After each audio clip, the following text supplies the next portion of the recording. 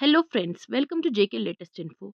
आज जो टॉपिक मैं पढ़ाने जा रही हूँ दैट इज फैक्टर्स हम लोगों को पढ़ने हैं हिंदू मैरिज के। क्या है वो थोड़ा सा रह गया था लास्ट जो हिंदू मैरिज में है, और जो मेनली इंपॉर्टेंट टॉपिक है हमारा दैट इज मुस्लिम मैरिज। ठीक है, मुस्लिम्स में जो मैरिज होती है इंडिया में, वो हम लोगों को पढ़ना है। इसके थोड़े से फैक्टर्स वगैरह हम लोगों को पढ़ने हैं। ठीक है जी, और उसमें क्या क्या इंपॉर्टेंस है। ठीक है, कुछ कुछ इंपॉर्टेंट टर्म्स जो है वो भी उसमें पढ़ेंगे, और जो कुछ लेजिस्लेशंस है उसके रिलेटेड, डिवोर्स के रिलेटेड वो हम लोग पढ़ेंगे, रीमैरेजेस के रिलेटेड वो भी हम लोग पढ़ेंगे। ठीक है जी, तो पहले जो कल हम लोगों ने पढ़ा था कि जो इसमें चेंजेस वगैरह आई है, ट्रेंड्स आए हैं हिंदू मैरिज में, जो है चेंजेस आई है फॉर्म में भी, एम में भी, प्रोसेस में भी, एज में भी, स्टेबिलिटी में, इकोनॉमिक एस्पेक्ट, इंस्टेंसेस, डिवोर्स और डेजर्टेशन के भी, उसमें भी बहुत सारी चेंजेस आ गई है। वो हम लोगों ने कल पढ़ी थी। ठीक है, आज जो है अब हम लोग बोल रहे हैं कि कौन से फैक्टर्स है जिनकी वजह से जो है चेंजेस आई है, जिनकी वजह से जिनको जो इफेक्ट कर रहा है हिंदू के मैरिजेस को। ठीक है जी, ये आप लोग ध्यान से रखिए। ठीक है, फॉर एग्जाम्पल क्वेश्चन आएगा what are the factors that affect the Hindu marriage. ठीक है,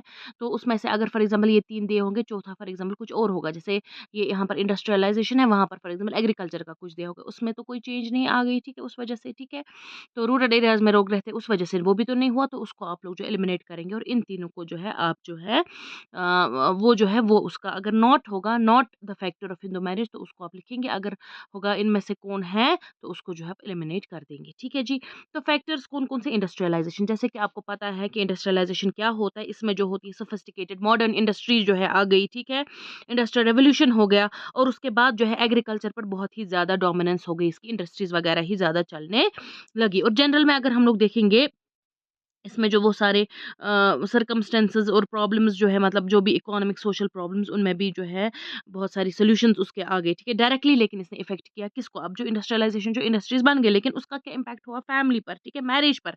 हमें वो देखना है कि इसमें दोनों में चेंजेस आ गई। ठीक है, जैसे कि फॉर एग्जाम्पल अगर हम लोग देखेंगे इकोनॉमिक फंक्शन जो होता है फैमिली में। ठीक है, जैसे हम लोग देखते हैं कि जो फैमिली में होता है इकोनॉमिक फंक्शन जो होता है, उसको सबसे कम किया है। ठीक है, वरना जो होता है फैमिली में ही सेल्फ सफिशिएंसी होती थी। ठीक है, मेल फीमेल जो है सब एग्रीकल्चर में ही काम करते थे। ठीक है, घर में ही होता था, उसके बाद जो है उनको सेल्फ सफिशिएंसी होती, इकोनॉमिक फंक्शंस उसी से जो है उन लोगों के जो है उनको पैसे मिलते थे। लेकिन उसके बाद जो होता है इन लोगों को बाहर जाना पड़ा, इंडस्ट्रीज में जाना पड़ा। ठीक है, तो उस वजह से वो हम लोग बोल सकते हैं वो हो गया। और इस तरीके से साइज़ भी जो है फैमिली का वो भी कम हो गया। ठीक है, पहले जॉइंट फैमिलीज़ होती थी, अब न्यूक्लियर फैमिलीज़ होती थी, क्योंकि अब जो है फैमिलीज़ अलग होने लगे। वो जो कुछ बेटे हैं वो कहाँ चले गए, वो अर्बन एरियाज़ में चले गए, इंडस्ट्रीज़ के इनमें, इसलिए जो होता है साइज़ भी जो फैमिली का वो कम हो गया। इस तरीके से जॉइंट फैमिलीज़ को रिप्लेस किया, और जो है वो लोग अपनी फैमिली से बाहर जा रहे हैं काम करने के लिए दूसरी जगहों पर, अर्बन एरियाज़ पे। ठीक है, लाइवलीहुड के लिए। और वो जो औरतें हैं उन्होंने भी जॉइन किया है मैन को। वो जो है औरतें भी अब घर से बाहर निकल रही है जॉब्स ढूँढने के लिए और पैसे ढूँढने के लिए। ठीक है, और सेल्फ रिस्पेक्ट जो है वुमन का वो बढ़ गया है, कॉन्फिडेंस बढ़ गया है। तो लोग अगर हम लोग बोलेंगे बॉस अब मैन नहीं है, उसका जो अटेम्प्ट था कि वो जो सेल्फ रिलायंट बनेगा, वो जो है उसको सप्रेस किया गया है मैन के। ठीक है, तो वुमेन को जो है बहुत ही सेल्फ कॉन्फिडेंस मिला है। ठीक है, वुमेन का स्टेटस अब बोलो इंक्रीज हो गया है, उसको सेल्फ रिस्पेक्ट मिल गई है, क्योंकि वो अब खुद कमाने लगी है।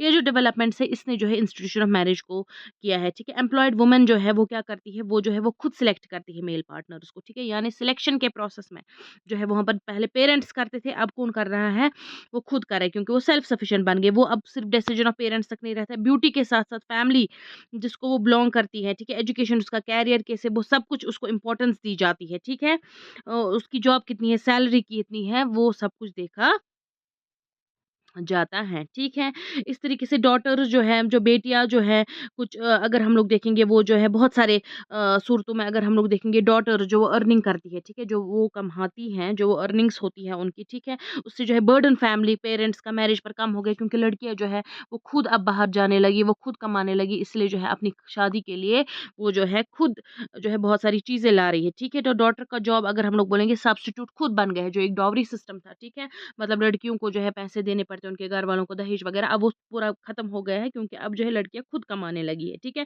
पेरेंट्स जो अब सूटेबल मैच देख रहे थे डॉटर्स के लिए, वो सर अपने रिलेटिव्स में, अपने फ्रेंड्स में देख रहे थे, अब वो बाहर भी जा सकते हैं। ठीक है, क्योंकि उनको जो है सूटेबल गुड लाइफ पार्टनर अपनी बेटे के लिए ढूंढना है। ठीक है, यंग वुमेन, जो यंग मैन है, जो इंडस्ट्री में, ऑफिस में काम करते हैं एक ही इंडस्ट्री में, वो आपस में जो है उसमें लव मैरिज भी अब होने लगी, और उसके बाद गेटिंग मैरिड, ठीक है? वो भी जो है अनकॉमन नहीं है, मतलब हर एक की शादी हो ही जाती है, इस तरीके से कहीं पर बाहर बाहर जब काम करने लगे, ठीक है? ये तो हो गया इंडस्ट्रियलाइज़ेशन की वजह से क्या हो गया, जॉइंट फैमिलीज़ का रिड्यूस हो गया, ये मैंने बोला। और इसमें क्या मैंने आपको बोला, इसमें बोला कि मतलब जो है और लड़कियाँ घर से बाहर निकलने लगी, उनके लिए जो है पार्टनर्स जो है बाहर, पूरे डाउरी सिस्टम का जो है कॉन्सेप्ट ही खत्म हो गया, ठीक है जी?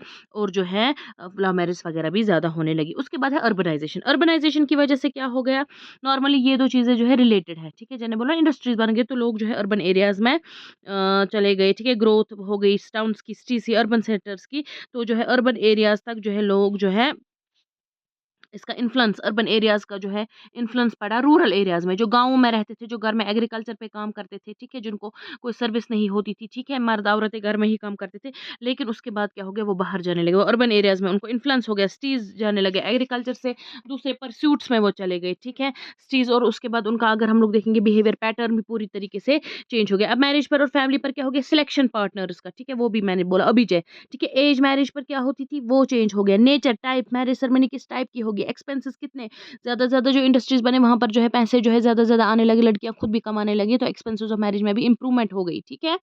और नॉर्मली अगर हम लोग देखेंगे, वो जो है मैन और वुमेन जो होते सिटीज़ में वो अपने लाइफ पार्टनर्स खुद चूज़ करते हैं। अरेंज मैरिज जो है अब मतलब बहुत ही कम पाई जाती है, ठीक है? विलेजर्स के अगर हम लोग देखेंगे विलेजर्स के कंपैरिज़न में अर्बन पीपल जो है वो डिले करते हैं मैरिजेस, ठीक है? मैरिजेस थोड़े से लेट हो जाते हैं क्योंकि वो लोग पढ़ते हैं, जॉब हासिल करते हैं, वो सब कुछ, ठीक है? इसलिए एजेड मैरिज जो मैंने बोला उसमें भी जो हो गई, चेंज हो गई, और चाइल्ड मैरिजेस जो है नॉर्मली अब जो है सिटीज़ में नहीं होती है, ठीक है? तो उसके बाद होता है मैरिज जो होता है, अगर हम लोग देखेंगे सिटीज़ में देखा जाता है, एक सेरेमनी, एक सोशल सेरेमनी, ठीक है? ज़्यादातर इसको एक सोशल सेरेमनी माना जाता है, एक सिविल सेरेमनी, ठीक है? सोसाइटी में रहने के लिए शादी की जाती है। कोई रिलीजियस सेरेमनी आजकल ज़्यादा नहीं माना जाता है, वरना ये है, ठीक है ना? नॉन अवेलेबिलिटी प्रीस्ट्स अगर नहीं होते हैं, ठीक है? एक्सपेंसिव ज्वेलरीज़ वगैरह, कलिया नामानाप जो होता है, यानी जो होता है, अगर हम लोग देखेंगे एक्सपेंसिव जो ज्वेलरीज़ होते हैं वो नहीं होते हैं। और इस तरीके से जो डिफ़िकल्टीज़ होती है, जो कि मतलब आपको जो है ट्रेडिशनल टाइप ऑफ मैरिज करने के लिए आपको जो है वो आइटम्स वगैरह लाने होते थे, ठीक है? वो अब जो है अगर हम लोग देखेंगे उसमें बहुत सारी डिफ़िकल्टीज़ आने आ रही है, ठीक है? क्योंकि मतलब उसमें बहुत सारे वो ट्रेडिशनल चीज़ें लानी होती है जो बहुत मुश्किल है आजकल बनाना, ठीक है? इसकी वजह से जो है ट्रेंड है मैरिज का नया हो गया। मैरिज सेरेमनीज़ में अगर हम लोग देखें मॉडर्निटी है, नए-नए ज़माने से, ठीक है? ट्रेडिशनल वगैरह ख़त्म हो गया ऑलमोस्ट, उसमें जो है बहुत ही ज़्यादा अगर हम लोग देखेंगे मैरिज सेरेमनी जो है अब मॉडर्निटी की तरह चल रही है, ट्रेडिशनल जो है पूरा पीछे छोड़ रहे हैं, ठीक है? उसका जो पुराने ज़माने से जो चलता था रीति-रिवाज वो उतना नहीं हो रहा है। बहुत ही ज़्यादा अमाउंट जो है स्पेंड हो रहा है सेरेमनी पर, ताकि इसको ग्रैंड गाला मतलब जो है अगर हम लोग बोलेंगे थाउज़ेंड्स लैक्स लोग जो है थाउज़ेंड्स लैक्स जो है लोग खर्च करते हैं ताकि जो है उन लोगों को जो है एक ग्रैंड सेरेमनी होती है, ठीक है? बहुत ज़्यादा डेकोरेशन में, पंडाल्स बड़े-बड़े बनाने में, ठीक है? डिनर ग्रैंड डिनर करवाने में, music, home sweets, video shooting, photography, इस पर बहुत ज़्यादा खर्चा हो रहा है, ठीक है? और अगर हम लोग देखेंगे जो ड्यूरेशन है मैरिज सेरेमनी की, ठीक है? मैरिज सेरेमनी जो कम ही टाइम पर होती है, ठीक है? और कस्टम्स वगैरह जो ज़्यादातर जो होते हैं इलैबोरेट 7 दिन के, वो सब कुछ वो कस्टम्स अवॉइड किए जाते हैं, शॉर्टन किए जाते हैं, ठीक है? तो इसलिए अगर हम लोग बोलेंगे पूरी सेरेमनी कुछ टाइम के लिए होती है, ठीक है? लेकिन सिटीज़ में जो इंस्टेंसेस होते हैं डिवोर्स के, ठीक है? डेज़र्टेशन के, डिवोर्सेस मतलब वाइफ़ और हस्बैंड के बीच में तलाक होती है, ठीक है? सेपरेट हो जाते हैं एक-दूसरे से, ये जो है ज़्यादातर सिटीज़ में ही पाई जाती है एज़ कम्पेयर टू विलेजेस। और इस जैसे मैरिटल और एक्स्ट्रा मैरिटल सेक्स रिलेशंस जो होते हैं उसमें ज़्यादातर उसका स्कोप हो सकता है अर्बनाइज़ेशन का। उसके बाद हो गया एजुकेशन की वजह से भी अगर हम लोग बोलेंगे चेंजेस जो है मैरिज में आई हैं, ठीक है? तो कुछ जो वैल्यूज़ है, कुछ जो वेस्टर्न आइडियोलॉजीज़ है जैसे कि रैशनलिज़्म, ठीक है? रैशनली पहले सोचा जाता है, रैशनल तरीके से फैसले किए जाते हैं। इंडिविजुअलिज़्म, इंडिविजुअल की अपनी सेल्फ इंटरेस्ट, ठीक है? इक्वालिटी, सेक्स की जो है इक्वालिटी देखी जाती है, मतलब मर्द औरत सेम है, ठीक है? इससे पहले क्या बोला था इंडिविजुअलिज़्म, ठीक है? रैशनलिज़्म, डेमोक्रेसी जो हो रही है, मतलब सब जो है फ्रीडम हर एक को, मर्द को भी औरत को, इंडिविजुअल फ्रीडम, सेक्युलरिज़्म, ठीक है? सब रिलिजन्स को कंसिडर किया जाता है। देखिए इसकी वजह से अगर हम लोग देखेंगे आउटलुक पूरी तरीके से चेंज हो गया है एजुकेशन की वजह से। तो वो इंडिपेंडेंट डिसीजंस वो लेना चाहते हैं, यानी कि इसी यहाँ पर भी अगर हम लोग देखेंगे इसकी वजह से, जैसे इंडस्ट्रियलाइजेशन की वजह से भी, इसकी वजह से भी, अर्बनाइजेशन की वजह से भी और एजुकेशन की वजह से भी क्या हो गया कि जो वुमेन है, लड़कियाँ जो है वो अब खुद अपने डिसीजंस लेने लगी, ठीक है? तो जो है उनको फ्रीडम जो जब बोला गया, वेस्टर्न आइडियोलॉजीज़ आ गई, मॉडर्न वैल्यूज़ आ गई, फ्रीडम है आपको, आप जो है खुद अपने डिसीजंस ले सकते हो, लॉज़ वगैरह उन्होंने देखे, उस हिसाब से जो है पूरी तरीके से जो वो अपना जो है मैरिज का जो है, जॉब का जो ये जो अगर हम लोग देखेंगे फ़ैसले जो है वो खुद लेने लगे। तो एजुकेटेड यूथ जो है उनकी जो है किसको हमारे साथ शादी करनी, किसके साथ नहीं करनी चाहिए, इसीलिए जो एक्सोगेमी, एंडोगेमी वो ऑलमोस्ट मानो आप खत्म हो गया, ठीक है? वो फैमिली टाइज़ के बाहर जाने लगे, वरना फैमिलीज़ में ही एंडोगेमी होती थी, अपनी फैमिलीज़ में, अपने रिलेटिव्स में ही करते थे। लेकिन जो है वो बाहर से जो है क्या लाने लगे पार्टनर्स, कभी-कभी मैरिज ब्यूरोज़ जो खुल गए हैं, ठीक है ना? मैरिज ब्यूरोज़ वो जो है आपके लिए सूटेबल राइट पार्टनर, तो ये एडवर्टाइज़मेंट मैट्रिमोनियल कॉलम्स में, न्यूज़पेपर्स में, इसलिए आजकल जो ऐप्स वगैरह बन गए वो हम लोग देखेंगे कि मैट्रिमोनियल ऐप्स बन गए, उस पे जो है आप जो है लाइफ पार्टनर ढूँढ सकते हैं। अब देखिए इतनी टेक्नोलॉजी की वजह से एजुकेशन का इतना जो है रोल आ गया है। कॉलेज में भी अगर हम लोग देखेंगे वो जो है सिंपल सेरेमनी जो है एजुकेटेड मैन और वुमेन जो है उनके लिए जो है एक सिंपल सेरेमनी जो होती है वो अब बन गई है, ठीक है? वो जो है प्राइम ट्रेडिशंस वो अगर हम लोग देखेंगे वो गोत्रा के रूल्स वगैरह हॉरोस्कोप वो सारा खत्म कर दिया। अब ये जो है खुद अपने डिसीजंस लेने हैं, ठीक है? तो पेरेंट्स कोई थोप नहीं सकते हैं अपने जो है बेटियों को, जो एजुकेटेड डॉक्टर वो बोलेंगे आपका फैमिली डिसीजन है, प्रेस्टीज वो बोलेंगे नहीं, तो हमारा जो है हम जो है हम फ्री है, हम कर सकते हैं, खुद अपना डिसीजन ले सकते हैं। और वेल एजुकेटेड पीपल जो होते हैं वो इंसिस्ट नहीं, जो अच्छे से पढ़ेंगे ना वो इंसिस्ट नहीं करेंगे डॉरी पे भी, जो कि एक सोशल लेवल है कि लड़कियों से जो है दहेज लिया जाता है लड़कियों के घर वालों से। अब देखिए कितना पैसा, एक तो बेटी दे रहे हैं फिर डॉवरी भी दे रहे हैं। एजुकेटेड एम्प्लॉयड यूथ जो होते हैं वो जो है रेजिस्ट कर सकते हैं, वो बोलते हैं नहीं जी, हमें माँ बाप ने हमें पढ़ाया है, हमारे माँ बाप हम इस काबिल है कि हम अपने दम पर खड़े हैं, हमें किसके लिए है हमें डॉवरी की ज़रूरत है, ठीक है? तो अगर हम लोग देखेंगे जो डॉवरी डिजास्टर्स जो है, ठीक है, वो अपना प्रेशर इस पे जो है इसके प्रेशर जो है वो जो है उस पे बनाते हैं और उसके बाद कभी-कभी लेकिन विक्टिम्स भी कुछ लोग बन जाते हैं। तो इसलिए अगर हम लोग देखेंगे डिवोर्स सेपरेशन, या अगर हम लोग बोलेंगे एजुकेटेड लोग में ज़्यादा होता है, क्योंकि उन लोगों को पता है ना डिवोर्स वगैरह के लॉज़ वगैरह, ठीक? उसके बाद लेजिस्लेशंस की जब हम लोग जो इम्पोर्टेंट थी, ठीक? तो लेजिस्लेशंस जो बनाए गए हैं, बहुत सारे जो बिलीफ्स, बहुत सारे वैल्यूज़, आइडियाज़, रूल्स जो मैरेजेस के, ठीक है? जो पुराने ज़माने में हिंदू शास्त्रकारज़ ने, ठीक है? उनका अब ओरिजिनल मीनिंग जो है, उनका पर्पस जो है, मकसद वो खत्म हो चुका है। कुछ जो लॉज़ है, कुछ हिंदू मैरिज जो है, कुछ डिफेक्ट्स आ गए हैं। क्यों? ब्रिटिश रूल, उसके बाद इंडिपेंडेंस के बाद भी कुछ ऐसे लेजिस्लेशंस पास किए गए जो कि मॉडिफिकेशन, जो हिंदू मैरिज ट्रेडिशनल था, जो कि मतलब किस पे था, अगर हम लोग देखेंगे उनके जो रूल्स वगैरह जो हिंदू शास्त्रकाराज में थे वो उसका पूरा जो है मीनिंग ही खत्म कर दिया, मॉडिफाई कर दिया, उसमें चेंजेस लाई, ठीक है? तो पहले अगर हम लोग देखेंगे लेजिस्लेशन कौन कौन सा, जैसे प्रिवेंशन ऑफ सती एक्ट, जैसे सती सिस्टम होता था, जो मैंने बोला कि जो हस्बैंड वुमन जो होती थी हिंदूज में, जो होती वुमन पूरी तरीके से डिवोटेड होती थी, मतलब she has to do what, उसको पूरी तरीके से जो हस्बैंड है जो वो करता था, उस कहता था, उसका हुक्म मानना पड़ता था, वो ये। और उसके बाद जब वो मर जाता था, उसके बाद उसको क्या करना होता था, उसको वो जो है पूरी तरीके से एक जो है सन्यासी की मतलब अलग से ज़िंदगी गुज़ारी थी, ज़िंदगी की आराम ज़िंदगी की जो जो है खुशियाँ वो नहीं मनाती थी, ठीक है? उसको व्हाइट साड़ी वो पूरी तरीके से पहनी होती थी, और उसके बाद उसकी शादी भी फिर से नहीं हो सकती थी, और इवन मोस्ट इंस्टेंस केसेस में वो जंप करती थी उस फायर में जिसको उसके हस्बैंड को जला दिया, अंतिम संस्कार जिसमें होता था, ठीक है? लेकिन उसके बाद अगर हम लोग देखते थे कि मतलब प्रतिव्रता होती थी वो, ठीक है ना? मतलब पूरी तरीके से डिवोटेड, पूरी तरीके से अपनी पूरी ज़िंदगी अपने पति के नाम कर देती, ठीक है? तो ये जो इनह्यूमन प्रैक्टिस है, उसकी वजह से क्या हो गया था, एक्सट्रीम में जो सती आ गया था, मतलब वो जो है वो क्या करती थी, जो है उनको फ़ोर्स किया जाता था कि आप क्या करो, आप संकल्प लो, यानी आप जो है आप क्या लो, उसको हम लोग संकल्प बोलते हैं इसमें, ठीक है ना? वो मतलब उनको प्रॉमिस देना होता था कि वो अपने हस्बैंड के साथ मर जाएगी, ठीक है? जब उसका हस्बैंड मर जाएगा वो उसको फोर्सफुली होता है। लेकिन उसके बाद जब हम लोग बोलते हैं राजा राम मोहन रॉय, ठीक है? राजा राम मोहन रॉय, ठीक है? उन्होंने क्या किया, राजा राम मोहन ने ये कॉज़ जो है इनका जो है वुमेन का, उस पर जो है लॉर्ड बेंटिक पर उसने बताया कि जो उस टाइम क्या था, वो जो उस टाइम ब्रिटिश गवर्नर जनरल था इंडिया का, ठीक है? उसने बोला कि आप इस पे लेजिस्लेशन लाइए, ये सती का सिस्टम पूरी तरीके से खत्म होना चाहिए। फिर 1800 29 में क्या हो गया, जब ब्रिटिशर्स का रोल था, ठीक है? तो उसने जो ये बर्निंग अलाइव जो ये है बर्निंग, इसको फ़ोर्स किया जाता था, आप जलिए इसमें, ठीक है? तो जो ये सारा जल्दी मतलब ना ज़िंदा जलाना इनको, या ज़िंदा ये जल जाती थी, ठीक है? या उनको अगर कोई जो है बरी किया जाता था इनको, ठीक है? वो उसको बोला जाता था अगर ऐसा कोई करेगा तो उसको पनिशेबल है, उसको पैसे देने पड़ेंगे, उसको पनिशमेंट मिलेगी, उसको फाइन भी देना पड़ेगा, उसको जेल में भी डालेंगे। तो इसकी वजह से बहुत सारी विडोज़ बेचारी जो है उनकी लाइफ़ बच गई। तो लेकिन टोटली जो है सती सिस्टम नहीं रुक गया इस वजह से। ये तो है प्रिवेंशन ऑफ सती एक्ट, जो कि लॉर्ड जनरल जो है कौन-सा था, क्या नाम था इसका, लॉर्ड बेंटिक, ठीक है? उस टाइम जो है British governor general of India था, ठीक है? तो लेकिन जो है ये किसने लिया था इसका जो ये ये है राजा राम मोहन रॉय ने, ठीक। उसके बाद होता है हिंदू विडो रीमैरिज, तो मैंने बोला ना विडोज़ की रीमैरिज भी नहीं होती थी। लेकिन उसके बाद अगर हम लोग देखेंगे प्रिवेंशन ऑफ सती जो है उसके उसके लिए जो है ये एक बहुत ही इम्पोर्टेंट ये था कि जो है उनको जो है डेथ से तो बचाया जाता था, लेकिन फिर भी उनको ह्यूमिलिएशन का शिकार होना पड़ता था। यानी सती जो है मतलब उनको जो जलाया नहीं जाता था, लेकिन फिर भी जब उसको मारते थे उसके हस्बैंड्स, उनको एक्सप्लॉइटेशन उन बेचारों के साथ ज़ुल्म होता था, ह्यूमिलिएशन मतलब उनको कोई मानता ही नहीं था। तो इसको कंडीशन जो है हिंदू विडोज़ जो मतलब जिनके हस्बैंड्स मर गए होते थे, उनकी फिर कंडीशंस, ठीक है ना? क्योंकि वरना तो उनको जलाया जाता था सती में, फिर उसको तो खत्म कर दिया। लेकिन अब जो ज़िंदा बेचारी रह गई उनको एक्सप्लॉइटेशन, ह्यूमिलिएशन उनको बहुत ही ज़्यादा किया जाता था। एक जो है अगर हम लोग बोलेंगे लीडिंग सोशल रिफॉर्मर जो है उसका नाम था ईश्वरा पंडित ईश्वरा चंद्र विद्यासागर, पंडित ईश्वरा चंद्र विद्यासागर, ठीक है? इसका नाम जो है ये था। इसने क्या किया, इसने जो है वो उसने जो है फिर भी उसने फिर से प्रेशर बनाया ब्रिटिश गवर्नमेंट पर, जिन्होंने पहले ये वाला लेजिस्लेशन दिया था। उस टाइम किससे प्रेशर बनाया था? उस टाइम बनाया था राजा राम मोहन रॉय ने, सती एक्ट के दौरान, ठीक है? सती एक्ट जब फिर आगे लॉर्ड बेंटिक ने दिया, यहाँ पर जो है इसने पंडित ईश्वरा चंद्र विद्यासागर ने जो है ब्रिटिश गवर्नमेंट पर दिया कि विडोज की मैरिज पर कुछ लगे। तो उसके बाद जो है लागू हो गया 1856 में, यानी 37 ईयर्स के बाद जो है फिर क्या हो गया, इनकी जो कंडीशंस विडोज की देखकर इस पर क्या बन गया, इस पर एक एक्ट बन गया 1856 में कि रीमैरिज इनकी जो है शादी फिर से हो सकती थी। उसके बाद हो गया सिविल और मैरिज एक्ट, ठीक।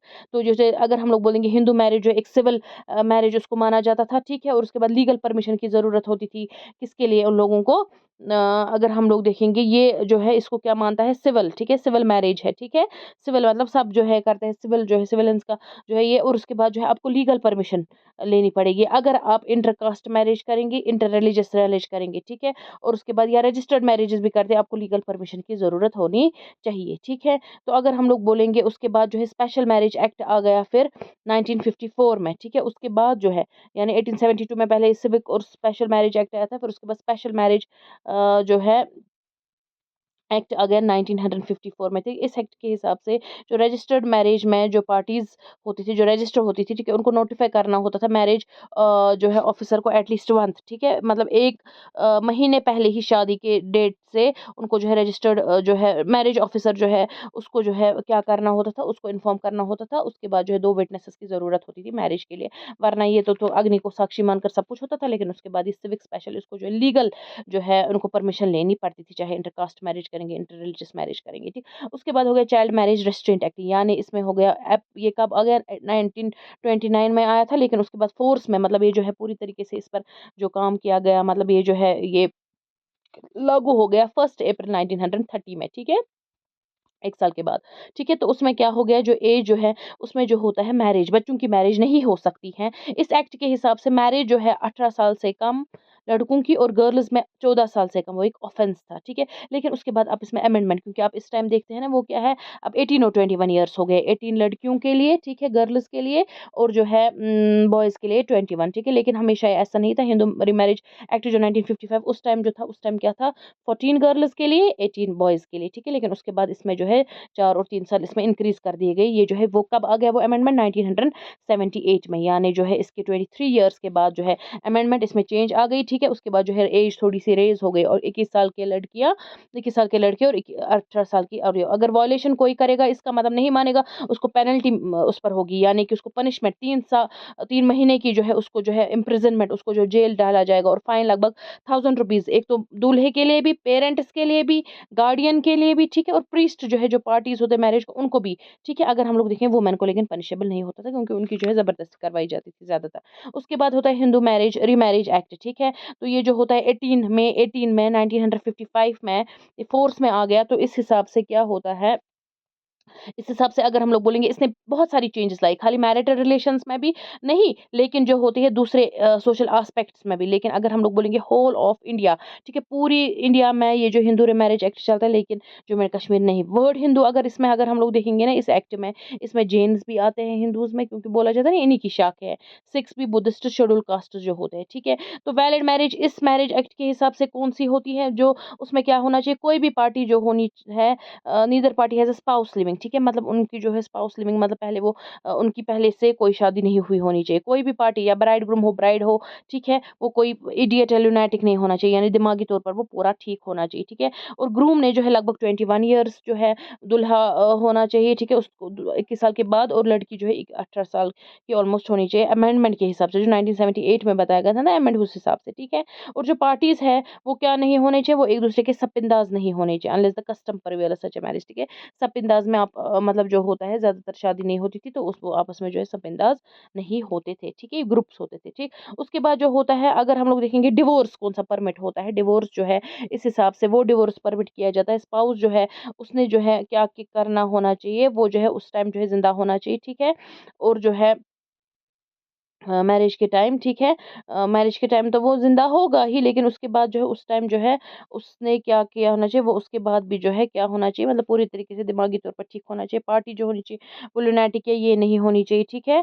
पार्टी जो है मैरिज की वो कोई इडियट लुनैटिक नहीं होना चाहिए, दिमागी तौर पर पूरा ठीक होना चाहिए। और जो पेटिशनर या गार्डियन जो है वो कंसेंट जो है उसका, ठीक है, अगर वो कंसेंट उनका जो है पेटिशनर का या जो गार्डियन का, ठीक है, वो फ्रॉड या फोर्स से अगर लिया गया होगा, ठीक है, उनका कंसेंट जो है फ्रॉड से या उनको जोर जोर ज़बरदस्ती की होगी गार्डियंस को, पेटिशनर्स की, तभी डिवोर्स परमिट है, तभी डिवोर्स हो सकता है, ठीक है।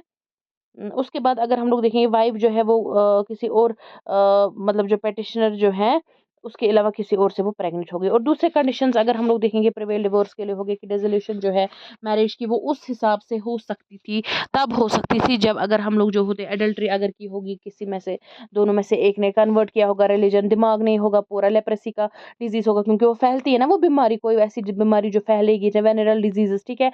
रेनासाइशन इसने एक्सआर की होगी, डिसर्टेशन को 7 सालों के लिए, या अगर कोहैबिटेशन, ठीक है, उसके बाद 2 सालों के बाद जो है जो जुडिशियल सेपरेटमेंट में उसके बाद वो एक दूसरे के साथ नहीं रहे होंगे आफ्टर 2 इयर्स, ठीक है। ये भी अगर हम लोग बोलेंगे ये भी उसमें भी जो होता है ये। तो दूसरे मैरिजेस अगर हम लोग दूसरे एस्पेक्ट्स इसमें देखेंगे कि परमिशन देते हैं ये लोग इंटरकास्ट और इंटर रिलीजियस मैरिजेस की, ठीक है। Equality of sex, equal rights for man और वुमेन, ठीक है। डिवोर्स है, सेपरेशन, उसमें इक्वल राइट्स, हकूक वगैरह जो है सब, इक्वालिटी, जेंडर इक्वालिटी पे भी बिलीव, ठीक है। 1986 अमेंडमेंट उसके बाद जो दूसरा आ गया उस हिसाब से अगर हम लोग देखेंगे डिवोर्स इस ग्राउंड पर होता है अगर आपस में जो है इनकम्पैटिबिलिटी, आपस में वो लोग ने जो कंपैटिबल उनको नहीं लगा, अंडरस्टैंडिंग नहीं हुई, आपस में कंसेंट नहीं हुआ, ठीक है। तो उस हिसाब से भी जो है अगर आपस में उन्होंने कंसेंट भी किया वो भी, और जो है आपस में उनकी बनी नहीं थी पूरे जिंदगी, तो इस वजह से, ठीक है। तो जुडिशियल सेपरेशन और डिवोर्स के बाद जो है दोनों हस्बैंड वाइफ को वो मेंटेनेंस जो है मांग सकते हैं, हस्बैंड से या वाइफ से, ठीक है, आपस में एक दूसरे से मेंटेनेंस मांग सकते हैं, ठीक है। वो डिपेंड करता है किसने दिया वो डिवोर्स, ठीक है। डॉवरी प्रोहिबिशन ये है कि मतलब जो होता है प्रैक्टिस ऑफ डॉवरी एक बहुत ही बड़ा सोशल इवल, अगर हम लोग देखेंगे May 20 1961, लेकिन मतलब लड़की के घर वालों से बहुत सारे, लड़की को बहुत सारा दहेज अपने साथ जो है सामान लेना होता था, प्रॉपर्टी वगैरह जो होता है लड़के वालों को, लेकिन उसके बाद उस पर प्रोहिबिशन लगाई, उसको रुकावट लगाई गई, ठीक है, उसको जो है उस पर जो है पाबंदी लगाई गई। तो प्रैक्टिस ऑफ डॉवरी जो है उसका जो है वो एक्ट उस पर जो लग गया वो लग गया 20 मई को 1961, ठीक है। मुस्लिम्स पर नहीं है ये, मुस्लिम्स के लिए नहीं है, हिंदूज के लिए। इसमें अगर हम लोग देखेंगे एक्सचेंज ऑफ गिफ्ट्स, ठीक है, लगभग जो है गिफ्ट्स जो होते हैं वो 2,000 रुपए से ज्यादा नहीं, यानी गिफ्ट्स आपस में दे सकते हैं लेकिन 2,000 से ज्यादा नहीं, कम पैसे, ठीक है। 6 महीने की सजा होगी, 5,000 रुपए जुर्माना देना होगा, या फिर दोनों चीजें अगर आपने ये नहीं माना। उसके बाद 1986 में, 61 के बाद जब हम लोग बोलेंगे 86 में जो है इसमें अमेंडमेंट आ गया, तो उसमें वहां पर उसमें क्या दिखाया गया, तो उसमें अगर हम लोग बोलेंगे वो ज़्यादा जो है स्ट्रिक्ट रूल्स बन गए, ठीक है। तो ये अगर हम लोग देखेंगे कि ये जो लेजिस्लेशंस है, मतलब अगर हम लोग देखेंगे इसकी वजह से हिंदू मैरिज में बहुत सारी चेंज है, लेकिन पूरी तरीके से लीगल कंट्रैक्ट नहीं अब बन गया, ठीक है। मतलब पूरी तरीके से जो अभी भी इसको सैक्रमेंट माना जाता है, ठीक है। तो हिंदू बिलीव्स वैल्यूज मतलब जो होते हैं कुछ भी अभी भी जिंदा है, ठीक है, जो उनके पुराने ज़माने से चलते आ रहे हैं उनके ट्रेडिशंस, ठीक है। और जो है लेजिस्लेशन जो है कभी कभी उन्होंने इसको स्ट्रेंथन किया है, क्योंकि इसमें जो भी प्रॉब्लम्स थी, एनोमॉलीज थी, ठीक है, डिफेक्ट्स थे, उसको इन्होंने रिमूव किया है। ओके जी। नेक्स्ट है marriage among Muslims in India. जब हम लोग मुस्लिम्स की बात करते हैं सबसे इम्पोर्टेंटली यहाँ पर आप देखिए ये यूनिवर्सल है, यानी हर एक मुस्लिम कम्युनिटी में आप लोग देखेंगे जो इसमें जो है यूनिवर्सल है हर एक जगह में, क्योंकि सेलिबेसी जो होता है, यानी कि जो हम लोग देखते हैं ना बुद्धिस्टिज्म में जो होता है कि सेलिबेसी जो होता है कि आपको जो है ब्रह्मचारी की लाइफ, यानी कि आप लोगों को जो है सेक्सुअल रिलेशंस नहीं बनाने हैं किसी के साथ, ठीक है। ये जो है इस प्रैक्टिस को जो है इसको डिस्करेज किया गया है, मतलब जो ब्रह्मचारी शादी नहीं करनी है वो सब कुछ इसमें जो है इस्लाम में नहीं है, ठीक है। इस्लाम जो है वो मज़हब है और मुस्लिम्स उसके मानने वाले हैं, फॉलोअर्स। इस्लाम ने लगभग जो है इसको कंपल्सरी बनाया है, ऑलमोस्ट अगर हम लोग बोलेंगे कंपल्सरी बनाया है, डिस्करेज सेलिबेसी वो मैंने आपको बता दिया। प्रॉफेट मोहम्मद सल्लल्लाहु अलैहि वसल्लम जो कि मतलब मैसेंजर ऑफ अल्लाह कंसिडर होते हैं ना, मतलब इसमें न इस्लाम में जो है उन्होंने क्या बताया है, उन्होंने बताया है कि जो मैरिड लाइफ़ है वो प्रेफ़रेबल है, हमें प्रेफ़र क्या करनी चाहिए, हमें शादी करनी चाहिए, ठीक है? और उसके बाद दोनों सेक्ट जो मेन शियाज़ और सुन्नीज़, ठीक है ना? 2 सेक्ट जो हैं, वो भी जो है वो कंसिडर करते हैं, दोनों सेक्टर्स ऑब्लिगेटरी यानी जो है मुस्लिम्स में ये। और इसको जो है मुस्लिम जो है अपनी मैरिज को क्या बोलते हैं, निकाह, ठीक है? इसको निकाह कहा जाता है, ठीक है? और मैरिज जो है इसको कोई रिलीजियस सैक्रेमेंट, कोई पवित्र वगैरह बंधन नहीं माना जाता, लेकिन ये सेक्युलर बॉन्ड, ठीक है? सेक्युलर बॉन्ड है, ठीक? दोनों को इक्वल राइट्स दिए जाते हैं, एक बॉन्ड है, ठीक है जी? हाँ, तो उसके बाद अगर हम लोग देखते हैं कि जो इम्पोर्टेंट ऑब्जेक्टिव्स अगर हम लोग देखेंगे इसके जो main that is control over sex, यानी कि सेक्स पर जो है कंट्रोल होगा, ठीक है? अगर आप किसी से शादी करेंगे, तो लीगली आप इसको वाइफ बनाएँगे, उसके बाद आपको जो है सेक्सुअल रिलेशंस आपको परमिट किए जाएँगे, ठीक है? यानी सेक्स पर कंट्रोल हो जाएगा अगर आपकी शादी हो जाएगी, ठीक है? आप बाहर कुछ एक्स्ट्रा मैरिटल जो है या प्री मैरिटल अफेयर्स नहीं रखेंगे, इसलिए जो है निकाह जो है जल्द से जल्द करवाना जो है इस्लाम में कहा भी गया है, ठीक है? उसके बाद ऑर्डरिंग ऑफ डोमेस्टिक लाइफ, ठीक है? डोमेस्टिक लाइफ जो है आपकी जो लाइफ है ज़िंदगी रोज़मर्रा की, वो जो है उसमें कुछ ऑर्डर आ जाएगा बीवी के आने से, हस्बैंड के आने से, ठीक है? प्रोक्रिएशन बच्चे पैदा हो जाएँगे, ऑब्वियसली बच्चे पैदा करना मतलब रेस तो आगे चलानी है, फैमिली जो है वो इंक्रीज़ हो जाएगी आपकी, ठीक है? और उसके बाद बच्चों की जो अपब्रिंगिंग भी बहुत ही ज़्यादा ज़रूरी है, उसके बाद उनका देखभाल, ठीक है? उसके बाद सिविल कॉन्ट्रैक्ट की जब हम लोग बात करते हैं, इसको सिविल कॉन्ट्रैक्ट भी माना जाता है, कॉन्ट्रैक्ट है ये, ठीक है? मैरिज जो है ये कॉन्ट्रैक्ट है, बॉन्ड है, ठीक है? तो रोलैंड विल्सन जो हैं, उन्होंने 1941 में जो है इन्होंने एनालाइज़ किया था, उन्होंने बोला है कि मुस्लिम मैरिज जो है ये कॉन्ट्रैक्ट है, ठीक है? ये एक कॉन्ट्रैक्ट किया जाता है 2 पार्टीज़ में, हस्बैंड वाइफ, ठीक है? ब्राइड और ब्राइडग्रूम में, क्योंकि इसमें साइन वगैरह है ना, पूरा निकाहनामा होता है, लीगल जो है डॉक्यूमेंट होता है, ठीक है? उसमें जो होता है, उसमें क्या करना होता है, उसमें साइन करना होता है, ठीक है? और कंडीशंस वगैरह, मेहर वगैरह होता है इसमें, वो हम लोग पढ़ेंगे इसमें, कुछ जो है हस्बैंड को जो है बीवी को देने होते हैं कुछ पैसे जो है, चाहे प्रॉपर्टी हो, चाहे सोना हो, चाहे कुछ प्रॉपर्टी वेल्थ हो, ठीक है? पैसे हो, ठीक है? उनको जो है वहाँ पर जो है कॉन्ट्रैक्ट करना होता है, वो प्रॉमिस करना होता है कि वो उनको देंगे, ठीक है? उसको साइन उस पर लगाना होता है, ठीक है? या देते हैं उसी टाइम या फिर उसके बाद भी देते हैं, ठीक? तो वो जो कॉन्ट्रैक्ट और पर्पस इसका क्या है कि सेक्सुअल इंटरकोर्स अगर इनके बीच में हो जाएगा, वो लीगलाइज़ हो जाएगा, ठीक है? मैरिज तो उसको लीगलाइज़ करती है, मुस्लिम मैरिज यहाँ पर लिखा है, अदरवाइज़ मैरिज है और प्रोक्रिएशन जो है उसके बाद बच्चे औलाद आगे होंगे, ठीक है? नेक्स्ट इज़ एससी सरकार 1948 में उसने बोला है ये कोई सैक्रेमेंट नहीं है, ठीक है? कोई पवित्र मतलब बंधन वगैरह नहीं है, ये क्या है? It is a civil contract, civic लिहाज से जो है एक कॉन्ट्रैक्ट है, ठीक है?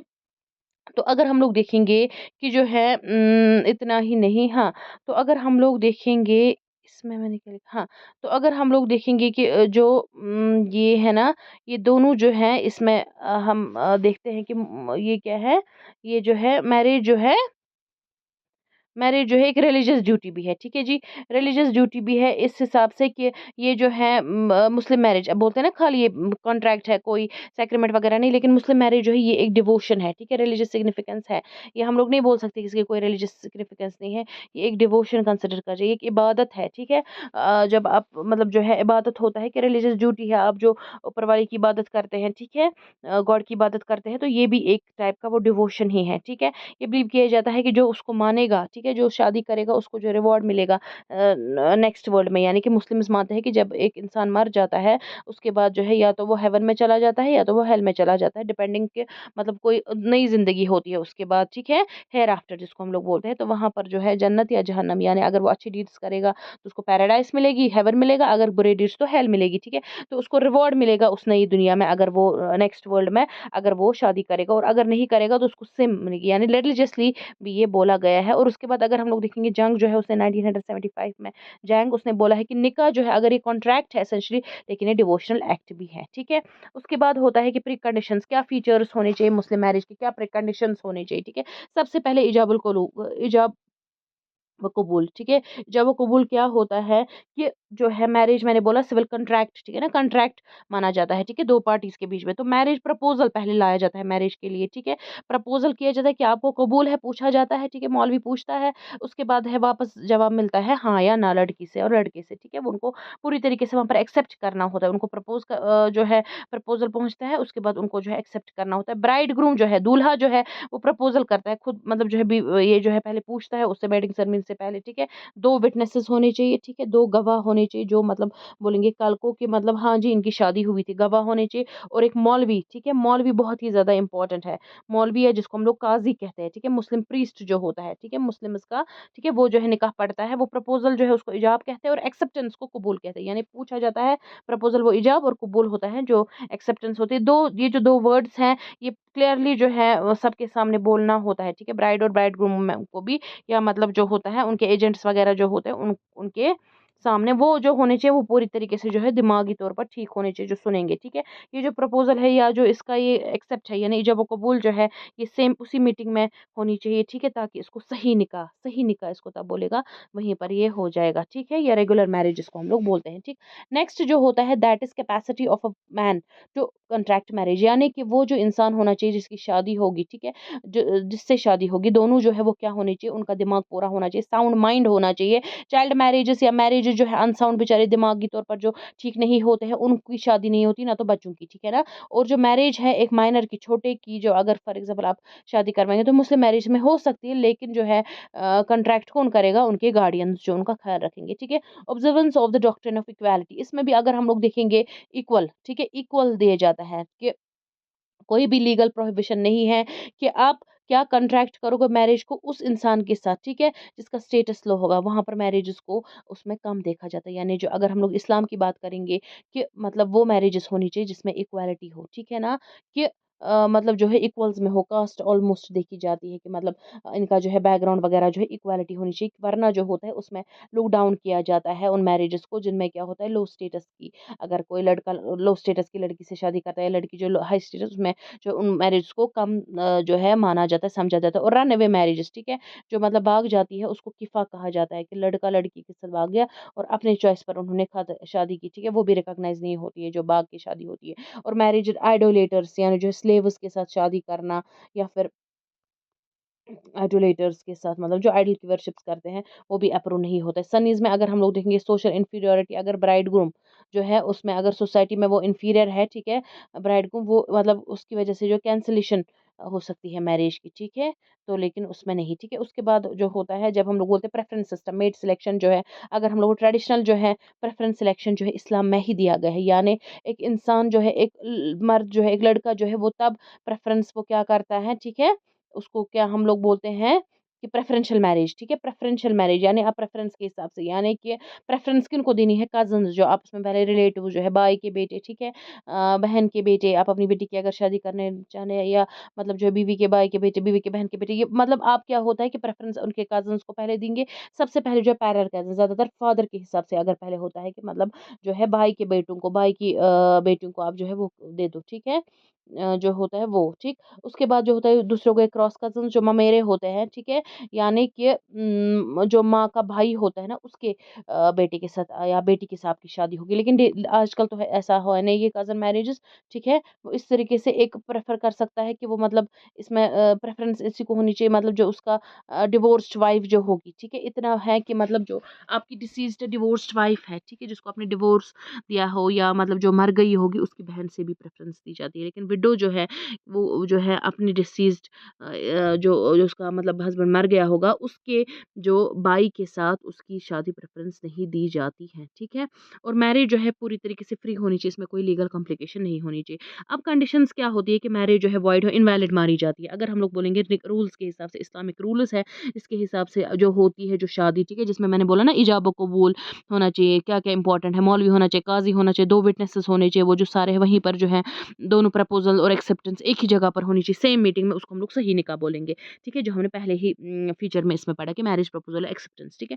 तो वहाँ पर अगर हम लोग देखेंगे कि उसको रेगुलर मैरिज, वैलिड मैरिज कहा जाता है। लेकिन उसके जो है वो जो इस्लामिक रूल्स के हिसाब से होता है। लेकिन जो इसमें नहीं होता इस्लामिक रूल्स के हिसाब से ऑपोज़िट होता है, उसको बातिल या इनवैलिड मैरिज या वॉइड मैरिज कहते हैं। कुछ कंडीशंस अगर इनवैलिड होती है, हो गया पहला ही पॉलीगैमी, यानी जो है फॉर एग्ज़ाम्पल एक वुमन जो है वो सेकंड टाइम शादी नहीं तब तक कर सकती है जब तक उसका हस्बैंड ज़िंदा होगा। यानी अगर हस्बैंड ज़िंदा है तो वो भी जो है वो दूसरी शादी नहीं कर सकती है। हाँ, अगर मर गया उसके बाद कर सकती है, ठीक है? उसके बाद जो है, मैन एट अ टाइम 4 बीवियाँ रख सकता है। ये जो है ये इस्लाम में जो है इसको दिया है, लेकिन प्रोवाइडेड कि उन चारों को जो है सेम हक मिलेगा, करेगा, ठीक है? 4 वुमेन की शादी करेगा, जब तक चारों ज़िंदा है तब तक वो 5वीं शादी नहीं कर सकता है, या तो 5 में को डिवोर्स, चारों को डिवोर्स नहीं दिया होगा तब वो दूसरी शादी कर सकता है, ठीक है? उसके बाद हो गया कि क्लोज़ रिलेटिव्स में ही within the circle of close relatives जो आपके हैं, उस पर जो है, वहाँ पर जो है, अगर हम लोग देखेंगे वो अलाउ नहीं होती। अब आप बोलेंगे क्यों क्लोज़, अभी तो बोला कज़िन्स, लेकिन कज़िन मतलब मैं बोल रही हूँ क्लोज़ जो है, एक तो हो गई मदर जो आपकी प्राइमरी किन है, ठीक है ना? मदर है, ठीक है?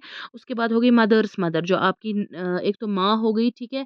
माँ हो गई, माँ के साथ नहीं हो सकती है शादी, माँ की माँ के साथ, यानी जो आपकी मदर्स मदर जो हो गई, पहले हो गई मदर, ठीक है? मदर्स मदर क्या हो गई, ग्रैंड मदर के साथ भी नहीं हो सकती, सिस्टर आपकी बहन के साथ नहीं होती, सिस्टर्स डॉटर यानी जो आपकी नीस है, उसके साथ भी नहीं हो सकती, मदर सिस्टर माँ की बहन यानी जो आपकी मासी है, जिसको हम लोग आंट कहते हैं, ठीक है? मैटरनल आंट, ठीक है? उसके साथ भी नहीं हो सकती, फादर सिस्टर बुआ आपकी, ठीक है? वो भी आंट, उसके साथ भी नहीं हो सकती, डॉटर आपकी खुद की, उसके साथ नहीं हो सकती है, वाइफ्स मदर, ठीक है? बीवी की जो बहन है, वाइफ्स बीवी की माँ यानी जो क्या की सास है, उसके साथ भी नहीं हो सकती, या वाइफ्स डॉटर जो बीवी की जो बेटी है, वो तो ऑब्वियसली आपकी बेटी भी होगी, लेकिन उसके साथ तो नहीं हो सकती, वो तो पहले, लेकिन अगर वो बीवी की बेटी पहले हस्बैंड से उसकी होगी, उसके साथ भी नहीं होती, या सन्स वाइफ, ठीक है? जो आपका भाई है उसकी बीवी के साथ आपकी शादी नहीं हो सकती, बेटे की बीवी के साथ, यानी कि आपकी जो है बहू के साथ शादी नहीं हो सकती। उसके बाद हो गया मैरिज विद आइडोलेटर्स। आइडोलेटर्स हो गया कि मतलब जो होता है आइडल वर्शिपिंग करते हैं, ठीक है? तो नॉन मुस्लिम जो होते हैं उनके साथ नहीं हो सकती शादी। हाँ, एक पर्पज़ पर, अगर वो जो है नॉन मुस्लिम मुस्लिम बन जाए, ठीक है? कि उसकी जो आइडोलेटरी जो है वही अगर नॉमिनल होगी, यानी पर्पज़ ये है कि जो इस्लामिक बॉडी है, अगर हम लोग पॉलिटिक्स में देखेंगे कि आइडोलेटरी जो है, जो आइडल्स की वर्शिप है, पूरी तरीके से इस्लाम से बाहर है। एक मुस्लिम वुमन जो है किसी भी सर्कमस्टेंस में नॉन मुस्लिम के साथ शादी नहीं कर सकती हैं, ठीक है? हाँ, अगर वो कन्वर्ट हो जाएगा, क्योंकि कन्वर्जन का जो है स्कोप इस्लाम में, तो वह वहाँ पर हो सकता है। उसके बाद होता है marriage with people of premature age, मतलब उन लोगों के साथ जो है शादी नहीं हो सकती, वो जो मैरिज है, ये सारा हम लोग पढ़े इनवैलिड मैरिजेस कौन है, ठीक है? क्लोज़ रिलेटिव्स के साथ तो इनवैलिड कंसीडर कीजिए। आइडोलेटर्स जो पूजा करते हैं बुत की, उनके साथ भी नहीं, पॉलीगैमी भी नहीं है। और उसके बाद प्रीमैच्योर जो एज के होंगे, अनसाउंड माइंड के, उनके साथ भी नहीं होती है। उसके बाद जो होता है, अगर बहनें बनेंगी आपस में को-वाइव्स, ठीक है? तो क्योंकि जो है इस्लामिक रूल के हिसाब से सोरोरेट जो है नहीं अलाउ किया जाता है, यानी जो है आप अपनी जो बीवी है उसकी बहन के साथ उसी टाइम पर शादी नहीं कर सकते। हाँ, अगर वो बीवी मर गई, उसके बाद उसकी बेटी से आप उसकी बहन से आप शादी कर सकते, एक ही टाइम पर नहीं, ठीक है? अगर वो मर गई या अगर आपको डिवोर्स दिया अपनी बीवी को, उसके बाद आप उसकी बहन से शादी कर सकते हैं, वरना इसको वॉइड इनवैलिड समझा जाएगा, ठीक है? उसके तरीके से मैरिंग वुमन। और उसके बाद अगर हम लोग इद्दा इद्दा जो होता है, हस्बैंड मर जाता है, हस्बैंड किसी को तलाक देता है, उस टाइम पर जो है 3 मंथ्स जो है वो इद्दा, 3 मेंस्ट्रुअल साइकिल्स तक जो है इद्दा होता है, तब तक देखा जाता है कहीं वो प्रेग्नेंट तो नहीं है, उसे वो वेटिंग पीरियड होता है, ठीक है? उस दौरान जो है कोई भी मुस्लिम वुमन जो है वो शादी नहीं कर सकती जब तक उसका ये इद्दत कंप्लीट नहीं होगा। उसके बाद होता है डिफरेंस इर्रेगुलर मैरिज और इनवैलिड मैरिज में। अब मैंने बोला ना, इर्रेगुलर मैरिज भी होती है और इनवैलिड मैरिज भी होती है, ठीक है? दोनों ये अनएक्सेप्टेबल होती है, लेकिन डिस्टिंग्विश इसमें क्या होता है, इसमें क्या डिफरेंसेस है, फासिद और बातिल इसको बोलते हैं। इर्रेगुलर जो होती है, ठीक है? और जो है इनवैलिड। इर्रेगुलर जो होती है वो क्या होती है, अगर हम लोग देखेंगे, वो जो हम लोग चेंज कर सकते हैं, क्योंकि रेगुलर नहीं होती, इर्रेगुलर होती है, इसमें हम लोग चेंजेस ला सकते हैं, ठीक है? इसको हम लोग सही निकाह, सही मैरिज जो है बना सकते हैं, क्योंकि उसमें जो मतलब प्रॉब्लम्स होंगी, जो भी इसमें गलत होगा, कुछ इलीगैलिटीज़, उसको खत्म करना है, लेकिन बातिल जो है उसको हम लोग कन्वर्ट नहीं कर सकते। अब जो आप बोलेंगे क्या एग्ज़ाम्पल्स, फासिद एग्ज़ाम्पल फॉर एग्ज़ाम्पल, विटनेस नहीं था आपके पास, ठीक है ना? इर्रेगुलैरिटी था, मतलब रेगुलर नहीं होता है, उस टाइम आपके पास शाहिद नहीं था, मतलब जो है जो जो होगा ना, मतलब जो विटनेस होगा, गवाह होगा, वो नहीं था, ठीक है? मैरिज के टाइम पर, ठीक है? जब आपका जो है एक्सेप्ट, आपको जो इजाब और कबूल, यानी जो है वो आपको मैरिज प्रपोज़ल एक्सेप्ट जब आपने किया, उस टाइम नहीं था, ठीक है? तो वो एक अगर नहीं होगा तो उसको हम लोग बोल सकते हो इर्रेगुलर मैरिज है, ठीक है? उसके बाद जो है अगर मैन जो है वो 5वीं औरत करेगा, क्योंकि 4 की तो है उसके पास, 4 तो एक टाइम रख सक वो 5वीं करेगा, वो इर्रेगुलर है। मैरिज उस वुमन के साथ जो अंडरगो कर रही है, क्या जिसको इद्दत है, ठीक है? ये भी इर्रेगुलरिटी है, इसको ठीक कर सकते, मतलब उसके बाद दूसरा विटनेस लाएँगे, या 5वीं बीवी को तलाक दिया जा सकता है, या फिर जो है इद्दत के गुज़रने के बाद शादी हो सकती है, ठीक है? यानी इर्रेगुलरिटीज़ को ख़त्म करके इस मैरिज को सही बनाया जा सकता है। लेकिन उसके बाद बातिल जो होता है, यानी जो ये इनवैलिड वाली होती है, अगर आप क्लोज़ रिलेटिव्स में करेंगे, वो किसी भी सूरत जो है वो नहीं, वो इनवैलिड पूरी तरीके से शादी ही जो है इनवैलिड मानी जाती है। मुस्लिम वुमेन अगर आइडोलेटर के साथ, क्योंकि बुत परस्ती हराम है, ठीक है? मतलब इस्लाम की जब हम लोग बात करते हैं, ठीक है? उसके लिए, ठीक है? मुस्लिम मैन जो है वो मैरी करेगा 2-3 दूसरी वुमेन के साथ, ठीक है? मतलब 2-3 बहनों के साथ शादी करेगा जो सिस्टर्स है, वो भी तो नहीं कर सकते ना एक ही टाइम पर। तो इसलिए अगर हम लोग बोलेंगे इनको जो है करेक्ट नहीं कर सकते, ये पूरी तरीके से जो है खत्म हो जाती है मैरिजेस, ठीक है? इनको कंसिडर नहीं किया जाता है वैलिड इस्लामेटिक। तो इम्पोर्टेंस अगर हम लोग मेहर और डॉवर, मैंने बोलता है ये प्रैक्टिस है मुस्लिम मैरिज में, ये जो होता है कुछ पैसे दिए जाते हैं, कुछ प्रॉपर्टी दी जाती है वाइफ को जो है, कुछ एट द टाइम ऑफ निकाह इसको दिया जाता है, ठीक है? तो ये क्यों दिया जाता है? इसका मार्क ऑफ रेस्पेक्ट, ये ब्राइड प्राइस वगैरह नहीं है कि जो मतलब लड़कियों के बाप से वो लड़कियों के लिए वो पैसे दिए जाते थे, ठीक है? वो भेजा जाता था लड़कियों, वैसा नहीं है, लेकिन यहाँ पर एक रिस्पेक्ट दिया जाता है। इसका मेन पर्पस ये है कि जो हस्बैंड है वो अगर कल को बीवी को अगर तलाक नहीं देगा, अगर वो मतलब उसको वो पैसे देगा, और अगर देगा भी तो उसके बाद उसको तलाक देगा या फिर उसकी जो है डेथ हो जाएगी खुद की, तो उसके बाद वो वुमन जो है वो खुद पर मतलब उन पैसों से जो उसको इसमें मिला है वो क्या कर सके, अपना ख्याल रख सके, ठीक है? अपने बच्चों का भी, फॉर एग्जाम्पल अगर बच्चे भी होंगे उनका ख्याल भी रखेंगे, ठीक है? उसके बाद जो होता है प्रपोजल, ठीक है? प्रपोजल ऑफ मैरिज जो है बिफोर द मेहर, मेहर जो है पहले ही प्रपोज डिस्कशंस पहले किए जाते हैं, ठीक है? ब्राइड के जो रिलेटिव्स होते हैं दुल्हन के, उनको वली कहते हैं, वो बहुत इंपॉर्टेंट रोल करते हैं। वो जो है वो अकाउंट रखते हैं इसका मेहर का, कि नॉर्मली अगर हम लोग देखेंगे 1/3 जो है मेजॉरिटी केसेस में जो है 1/3 of the amount agreed upon, ठीक है? मेहर में जो है कि 1/3 ऑफ द उसको एग्री किया जाता है, और उसके बाद जो है वो ब्राइड ग्रूम जो है दूल्हा वो अपनी वली को देता है, वो अपनी जो है किसको देता है, वो जो है ब्राइड के रिलेटिव्स को देते हैं, ठीक है? मतलब वाइफ का जो रिलेटिव होगा बड़ा वाला, ठीक है? जो उसका फादर उसको जानता है, अगर मतलब फॉर एग्जांपल नहीं होगा, ठीक है? कोई रिस्पॉन्सिबल पर्सन, उसको दिया जाता है थर्ड डे ऑफ मैरिज, ठीक है? और बैलेंस जनरली पे की जाती है जब हस्बैंड मर जाता है, उसके बाद मतलब जो है कुछ 1/3 जो है मेजॉरिटी जो है अमाउंट जितना एग्री हुआ होता है, फॉर एग्जाम्पल जो है 6 लाख किसी ने किसी को मेहर दिया, लगभग 2 लाख जो है उसको उसी टाइम तीसरे दिन पर ही देने होते हैं, ठीक है? और उसके बाद बैलेंस उसके बाद होता है, तो राइट है उसका कि वो क्लेम करेगी अपने हस्बैंड से मेहर, ठीक है ना? वो रिफ्यूज़ करेगी कंपनी करना, बोलेगी उसको उसको इतना हक भी है कि वो बोलेगी नहीं जी, अगर आप मुझे मेहर नहीं दोगे जो एग्री हुआ था उस टाइम, ठीक है? तो उस जो है वो रिफ्यूज़ कर देगी कि मैं नहीं मतलब आपका साथ निभाऊँगी आगे, ठीक है? शादी हुई वो तोड़ भी सकती है, ठीक है? उसके बाद जो है ब्राइड प्राइस नहीं है, मेहर ब्राइड प्राइस नहीं है, क्योंकि बीवी को खरीदा नहीं जाता है, बीवी को ये हक दिया जाता है, ठीक है? जैसे मतलब कुछ पैसे देते थे तो उसके बाद जो है वहाँ से बीवी होते, लेकिन इस्लामिक सोसाइटीज़ में जो है ब्राइड का कंसेंट बहुत ही ज़रूरी है, क्योंकि यहाँ पर आप देखिए जो ब्राइड को जो है कबूल की कितनी अहमियत है, जब तक कबूल है नहीं बोलेगी लड़की, उसकी कंसेंट इसलिए ली जाती है ताकि जो है इसको ना समझा जाए क्या कि ये ब्राइड प्राइस है, मतलब बेटी को बेच दिया, ठीक है? ऐसा नहीं हो सकता है। मेन पर्पस जो होता है सिक्योरिटी, फाइनेंशियल सिक्योरिटी, एक रिस्पॉन्सिबिलिटी मैन में आ जाती है, उसको बीवी को फाइनेंशियल की उसको जो है आगे इसी का ख्याल रखना है, ठीक है? उसके बाद अगर हम लोग देखेंगे कुछ डिटर्मिनेंट्स जो होते हैं फिक्स नहीं करते हैं, मुस्लिम लॉ जो है वो फिक्स नहीं करता है, हस्बैंड जो होता है वो कुछ अमाउंट जो उसकी हैसियत के हिसाब से वो देना है, अमाउंट जो होता है नॉर्मली डिसाइड होता है उसी टाइम या शादी के दौरान या फिर शादी के बाद भी हो सकता है कभी-कभी, ठीक है? तो अमाउंट ऑफ मेहर डिपेंड करता है उसकी सोशल पोज़ीशन, आप मतलब आपके औकात जितनी आपके पास पैसे होंगे उसी हिसाब से अपने जो है हिसाब से पैसे देना, ठीक है? डिसेंट आप किसके एज के हिसाब से, इंटेलिजेंस, ब्यूटी और दूसरी क्वालिटीज़ जो है बीवी के किसी से उस हिसाब से दिया जाता है, उसको रिड्यूस नहीं किया जा सकता, लेकिन हस्बैंड के विल पर उसको बढ़ाया जा सकता है, ठीक है? वाइफ जो है वो वॉलंटरीली एग्री करेगी कि खुद अगर बोलेगी नहीं जी ये ज़्यादा पैसे हैं, इतना मत रखिए, कम रखिए, या जो है आप इसको गिफ्ट मैं दे रही हूँ अपने हस्बैंड को या फिर उसके हायर्स को, तो उस टाइम जो है वो हम लोग देख सकते हैं, लेकिन अमाउंट जो है मेहर का 1 दिनार अपवर्ड, ठीक है? और 1 दिनार से ज़्यादा होना चाहिए, मैंने मैक्सिमम कुछ नहीं है, जितना देना चाहे उतना दे सकते हैं, ठीक है? और मुस्लिम वाइफ जो है उसका बहुत ही ज़्यादा राइट होता है इस पर, मतलब एब्सोल्यूट उसका राइट होता है कि उसका क्लेम होता है हस्बैंड की प्रॉपर्टी पर, ठीक है? इसको कर जाता है कि मेहर पर जो उसका राइट होता है, हक होता है, वो यही है कि उसकी हस्बैंड की प्रॉपर्टी पर भी उसका मतलब जो होता है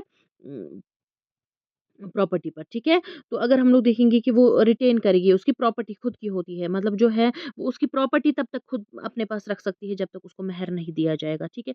उसको क्या करना है, she need to wait for the consent of hires, ठीक है? उसको वेट करना है, जो उसके उनका कंसेंट लेना है, ताकि जो है उसके जो हस्बैंड की प्रॉपर्टी जो है अगर वो उसके बाद वो बाँटेगी, ठीक है? पहले जो है उनको कंसेंट लेना है हायर्स का कि वो खुद तक वो ले सकती है। तो अगर हम लोग बोलेंगे कि अगर डिवोर्स जो है फिर तो तब से अगर हम लोग देखते हैं चलता आ रहा है, ठीक है? तो अगर वाइफ जो है खुद मांगेगी डिवोर्स, तो जो है वहाँ पर उसको फिर राइट नहीं मिलेगा, ठीक है, इस मेहर का। तो उसके बाद जो है इसके टाइप्स है स्पेसिफाइड मेहर और प्रॉपर मेहर, यानी जब अमाउंट फिक्स हो जाता है बिटवीन द टू पार्टी, जब वो फिक्स हो जाता है तो उसको स्पेसिफाई पहले स्पेसिफाई किया जाता है, और मिनिमम स्पेसिफाइड जो है वो जो मतलब जो है 10 दिनार से कम नहीं हो सकता है, ठीक है, जो मतलब स्पेसिफाई किया जाता है। जब वो फिक्स्ड नहीं होता है, लेकिन जो भी आपने दिया, ठीक है? व्हाटएवर इज़ कंसिडर्ड जो प्रॉपर माना जाता है, हाँ जी, ये सही है तो ये देंगे, तो वो जो होता है प्रॉपर मेहर होता है। नॉर्मली डिपेंड करता है फाइनेंशियल जितना आपके पास पैसे हैं वो, ठीक। प्रॉम्प्ट मेहर हो गया जो मतलब जो होता है डिमांड, मतलब जो लड़की वाले वो डिमांड करते हैं इतना मेहर होना चाहिए, वो प्रॉम्प्टेड है। और उसके बाद जो डिसोल्यूशन ऑफ मेहर, उसके बाद अगर हम लोग देखेंगे जब शादी खत्म हो जाती है, डेथ हो जाती है, ये जो है उसके बाद उसको डेफर्ड मेहर कहा जाता है, ठीक है। उसके बाद होता है डिवोर्स जो है मुस्लिम्स के बीच में, वो 3 हिसाब से हो सकता है। डिवोर्स जो है मुस्लिम लॉ के हिसाब से, उसमें कोर्ट का कोई ये नहीं है। उसके अपोजिट जो है मुस्लिम मैरिज रिजोल्यूशन एक्ट है, जो कि गवर्नमेंट का है, जो कि लेजिस्लेशन है 1959 में जो हुआ था स्टार्ट, ठीक है। उसमें अगर हम लोग देखेंगे कोर्ट का इंटरवेंशन होता है। और शरिया एक्ट 1937 भी है, उसके हिसाब से भी हो सकता है, ठीक है। तो अगर हम लोग मुस्लिम लॉ के हिसाब से देखेंगे, ठीक, मुस्लिम लॉ के हिसाब से देखेंगे, उसमें जो होता है खुला या मुबारत, मतलब 2 टाइप्स होते हैं। एक तो खुला, ठीक है, जो बीवी ही माँगती है, जो इसको मुबारत कहते हैं, ठीक है। बीवी जो है इनिशिएट करती है, पहले बीवी माँगती है। और मुबारत जो होती है, मुबारत में क्या होता है जिसको हम लोग बोलते हैं, दोनों पार्टी जो है वो बोलते हैं सेपरेशन होनी चाहिए, हस्बैंड भी और वाइफ भी, ठीक है। इनिशिएटिव कहाँ से भी हो, हस्बैंड से, वाइफ से, उसको मुबारत कहते हैं। ये एक टाइप है। दूसरा हो गया तलाक, जो कि मतलब अगर हम लोग हस्बैंड वाइफ जो है वो उसको दे सकता है, इस्लामिक लॉ के हिसाब से खुद भी दे सकता है, ठीक है। तलाक जो है उसको राइट है कि वो डिसमिस कर सकता है अपनी बीवी को, जो है वो क्या कर सेगा, वो उसको छोड़ देगा bye repeating the decimal formula thrice. उसको 3 बार तलाक बोला है। तलाक जो है इफेक्ट होगा इधर ओरली, ठीक है, मतलब मुँह से ज़बान से वो बोलेगा, ठीक है, प्रोनाउंसमेंट्स करेगा, या प्रेशर में प्रेज़ेंट मतलब वो लिखेगा तलाकनामा, ठीक है। तो उसके बाद होता है तलाक जो है वो जो है 3 वेज़ में दे सकते हैं, 3 तरीकों से दे सकते हैं। तलाक ए एहसन, ठीक है, तलाक के भी टाइप्स हैं, जो हस्बैंड वाइफ को देता है उसके पास हक है। तलाक ए एहसन, तलाक ए हसन, तलाक ए बिद्दत, ठीक है। तो अगर हम लोग देखेंगे एक बार जब उसने तलाक बोला, उसके बाद वो उसको जो है कुछ जो है एब्सेंस, उससे जो है थोड़ी देर दूर रहेगा, ठीक है।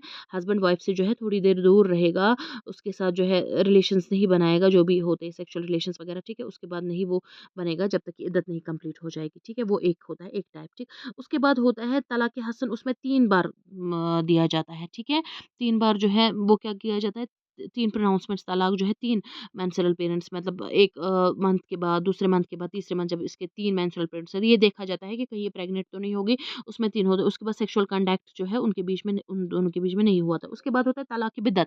उसमें अगर हम लोग बोलेंगे कि 2-3 तरीकों से में हो सकता है ये, ठीक है। मतलब जो है इन 2 तरीकों में से, इसमें एक ही सेंटेंस में वो उसको बोलेगा कि मैं आपको डिवोर्स दे रहा हूँ, 3 बार मैं बोल रहा हूँ, ठीक है। या तो 3 सेंटेंस में बोलेगा मैं तलाक, तलाक, तलाक, ठीक है। और या तो फिर एक ही सेंटेंस में वो बोलेगा सिंगल, लेकिन क्लियरली वो बोलेगा मैं आपको 3 बार तलाक दे रहा हूँ, और उसका फिर इर्रिवोकेबल होता है कि उसका फिर कोई हद नहीं होता है कि अगर वैसा हो गया तो वापस फिर शादी नहीं हो सकती, ठीक है। अगर हम लोग देखेंगे कि रीएस्टैब्लिश हो सकती है मैरिज अगर तलाक एहसन होगा, यानी वो पहले उसको देगा, उसके बाद बीच में उसको टाइम देगा, ठीक है, उस हिसाब से। या फिर जो दूसरा हो गया तलाक हसन के पहले उसको वो तलाक जो है वो टाइम पर नहीं देगा, वो उसको पहले देगा तलाक, उसके बाद एक मेंस्ट्रुअल टाइम का वेट करेगा, उसके बाद दूसरे के बाद, उसके बाद तीसरे के बाद, ठीक है, उनमें कोई सेक्सुअल कॉन्टैक्ट इन दौरान नहीं होगा, ठीक है। वो तलाक हसन, उसमें हो सकता है कि रीएस्टैब्लिश हो सकती है मैरिज, लेकिन तीसरे में कोई चांस ही नहीं है, ठीक है। 3 बार अगर तलाक दिया तो कोई चांस ही नहीं कि वापस से मैरिज हो सके। उसके बाद हो गया जो शरिया एक्ट है, इसमें अगर हम लोग देखेंगे, इसमें जो है 3 टाइप्स है फिर से। इसमें तलाक एहसन, हसन और बिदअत था, लेकिन इसमें अगर हम लोग देखेंगे इल्ला, ज़िहर और लियान है, ठीक है। इसमें अगर हम लोग देखेंगे हस्बैंड अगर बोलेगा नहीं जी, अल्लाह को हाज़िर नाज़िर मानकर मैं जो है इसके साथ कोई सेक्सुअल रिलेशन नहीं बनाऊँगा लगभग 4 महीने के लिए या ज़्यादा टाइम के लिए, उसको हम लोग इल्ला कहते हैं, ठीक है। अगर वो अपने स्टिक हो जाएगा, अपने वर्ड्स पर नहीं बनाएगा, तो मैरिज खुद ब खुद खत्म हो जाएगी। ज़िहर हो गया कि साउंड माइंड जो है, अगर एक मतलब जो है दिमाग पूरी होश-ओ-हवास में जो है, तो शायद उनके बीच में वो क्या बोलेगा कि वो डिक्लेयर करेगा कि उसकी जो वाइफ़ है वो उसकी कैसे बनेगी, जैसे कि वो उसकी माँ है, ठीक है। ये जो मैरिज है डिसॉल्व नहीं हो जाएगी, लेकिन वाइफ़ जो है वो कोर्ट जा सकती है इस ग्राउंड में, ठीक है। लेकिन पहले वाले में पूरी तरीके से, क्योंकि वो बोला गया कि सेक्सुअल रिलेशन में 4 महीने नहीं रखूँगा, उसके बाद वो नहीं रखता भी है, ठीक है, अपना प्रॉमिस है। उसके बाद हो गया Lian.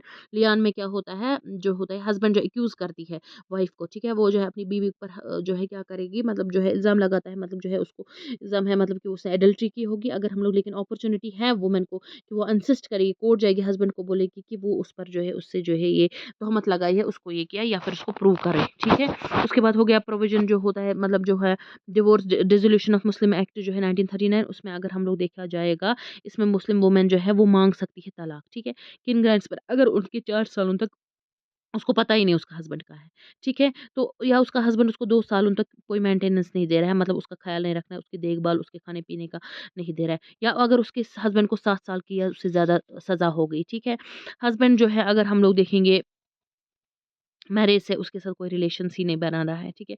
Failure of husband to fulfil मतलब ऑब्लिगेशंस जो है मैरिज के वो 3 साल तक नहीं रखा है। फिजिकल, मेंटल उसके साथ जो है अब्यूज़, क्रूअलिटी उसको जो है मार-धाड़ रहा है या जो है दिमागी तौर पर उसको जो है प्रेशराइज़ कर रहा है, मार रहा है, ठीक है? या अगर हस्बैंड जो है उसको इंसैनिटी उसको कोई लेप्रेसी, वेनिला डिज़ीज़ हो जाए या फिर इंसैनिटी हो 2 सालों के लिए दिमागी तौर पर वो ठीक नहीं होगा, 2 साल ऑलमोस्ट, ठीक है? और मैरिज जो है अगर हम लोग देखेंगे कि अगर उस पर जो है थोपी गई होगी 15 साल से पहले, ठीक है? लेकिन इसमें जो है वो डिवोर्स लेना है उसको कि 18 ईयर्स से पहले ही, ठीक है? और दूसरा अगर हम लोग देखेंगे वैलिड ग्राउंड जो कि मुस्लिम लॉ परमिट करता है, वो है इसमें, ठीक है? तो उसके बाद इद्दत जो मैंने आपको बोला पीरियड है, रुकना है। एक औरत का अगर डिवोर्स हो गया, शादी टूट गई, ठीक है? या मतलब उसका हस्बैंड मर गया तो उसको 3 मेंस्ट्रुअल पीरियड्स पर 3 बार जब उसकी माहाना मतलब जो ये होता है ना पीरियड्स, तब तक उसको रुकना है हस्बैंड की डेथ के बाद, डिवोर्स के बाद, ये देखने के लिए कहीं वो प्रेग्नेंट तो है, उसके बाद उस हस्बैंड से प्रेग्नेंट तो नहीं, उसके बाद वो शादी कर सकती है, ठीक है? और इद्दत जो है अगर हम लोग बोलेंगे कि ये जो है डिसोल्यूशन मैरिज हो जाएगी, ठीक है? उसके बीच में और उसके बाद दूसरी मैरिज जो है हो जाएगी, उसके बीच में ये टाइम पीरियड है, वेट करना होता है कि जब तक वो उन लोगों को क्या करना होता है, पीरियड ऑफ वेटिंग में जो होता है हस्बैंड और वाइफ जो है वो सेक्सुअल कॉन्टैक्ट नहीं रख सकते हैं आपस में, ठीक है? ये इद्दत है, ठीक? क्योंकि अगर मतलब तलाक हुआ हो, वैसे तो हो भी नहीं सकता अगर मर गया होगा। तो उसके बाद अगर हम लोग लीगल और सोशल इफेक्ट्स देखेंगे, डिवोर्स में अगर हम लोग देखेंगे लीगल और सोशल इफेक्ट, लीगल इफेक्ट इसमें क्या होता है कि डिवोर्स में जो वाइफ जो है उसको इद्दत पीरियड तक ही रुकाना होता है। उस टाइम पर जो है लेकिन उसको हस्बैंड को उसको सारा मेंटेनेंस पैसे-वैसे देने होने चाहिए। वाइफ को जो है उसको कोई कंसेंट नहीं देना है खुद अपने मैरिज के लिए जब तक ये खत्म नहीं हो जाएगा ये टाइम। और जो है इद्दत जब खत्म हो जाएगा उसके बाद जो है वाइफ लेजिटिमेटली अपने पुराने हस्बैंड से डेफर्ड मेहर माँग सकती है उसको हस्बैंड ने तलाक दिया होगा, ठीक है? उसके बाद सोशल इफेक्ट जब हम लोग देखते हैं कि इद्दत जो है वो मतलब इन्फ्लुएंस हो जाता है कि मतलब जो है जल्दबाज़ी ना हो जाए हस्बैंड या वाइफ में, ठीक है? डिवोर्स के टाइम पर भी इसलिए होता है कि मतलब जल्दबाज़ी ना हो जाए, मे बी टाइम इनको रीथिंक के लिए मिला, ठीक है? फिर से सोचने के लिए।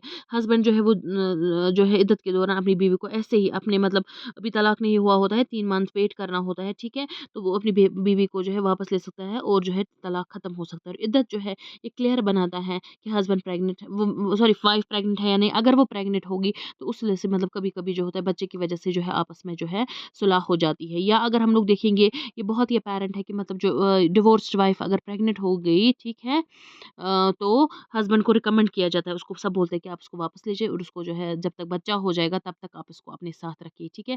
तो हस्बैंड जो है फिर बच्चा जो है वो हस्बैंड का होगा अगर मतलब अगर वो अडल्टरी से नहीं हुआ होगा तो हाई वाइफ जो है वो क्या करेगी, वो दूसरी शादी जो है कर सकती नहीं कर सकती है तब तक जब तक उसकी डिलीवरी नहीं होगी, उसके बाद कर सकती है। और इद्दत पीरियड उस टाइम जो है वो कितना हो जाता है जब तक उसका बच्चा नहीं हो जाता। इद्दत पीरियड नॉर्मली 3 मंथ है, तो विडो के टाइम पर लेकिन अगर हम लोग बोलते हैं जो विडो होती है यानी जिसका हस्बैंड मर गया होगा उस टाइम पर हम लोग बोलते हैं 4 मंथ्स 10 डेज़ है, लेकिन वहाँ पर 3 मंथ्स ही है डिवोर्स के, ठीक है?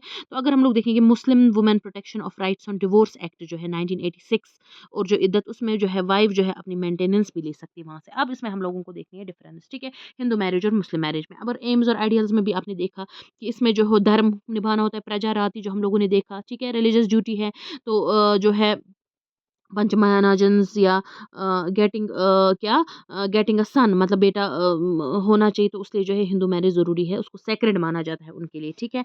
तो लेकिन अगर हम यहाँ पर देखेंगे ये कॉन्ट्रैक्ट माना जाता है मुस्लिम मैरिज यहाँ पर, मुस्लिम मैरिज जो है कॉन्ट्रैक्ट है, ठीक है? मेन पर्पज़ सेक्सुअल सैटिस्फैक्शन जो है बच्चों के लिए, ठीक है? और रिलीजियस सेंटिमेंट जो होते हैं वो उसमें ज़्यादातर नहीं आ जाते हैं, ठीक है? उसके बाद रिलेटिव परफॉर्मेंस अगर हम लोग देखेंगे मैरिटल बॉन्ड की मतलब हिंदू बिलीफ के हिसाब से मैरिटल बॉन्ड कभी मतलब जो होता है तलाक हो ही नहीं सकती थी उनके हिसाब से, लेकिन उसके बाद तो वो आ गया। लेकिन जो है अगर हम लोग देखेंगे हिंदू बिलीफ के हिसाब से, ठीक है? वो जो है वो डिवोर्स भी नहीं दे सकते थे, मतलब जन्म-जन्मांत तक रिलेशन है, मतलब कोर्ट के ज़रिए भी नहीं। लेकिन यहाँ पर जो है ये इर्रेवोकेबल उसको कंसिडर किया जाता है, यानी जो है अगर जो मैंने बोला ना एक्ट्स वगैरह जो हमने देखे डिवोर्स के, ठीक है ना? वो अपने हस्बैंड को जो है खुद भी शरिया के हिसाब से खुद भी डिवोर्स दे सकता है, कोई कोर्ट का इंटरवेंशन की ज़रूरत नहीं हो सकती है, खाली मैन को जो है उसको वो राइट है, ठीक है।